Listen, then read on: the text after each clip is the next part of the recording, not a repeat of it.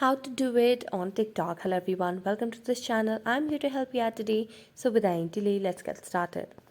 So first of all, launch the TikTok application on your device, and as you launch the TikTok application, make sure that you're logged into your account. Here, select a video that you'd want to do a duet for.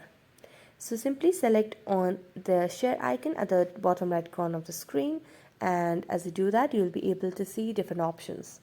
So here you can see the option of Duet at the very end. So simply select on Duet.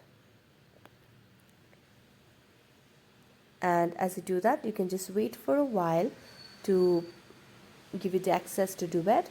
So you can simply select and start tapping on the video and start duetting.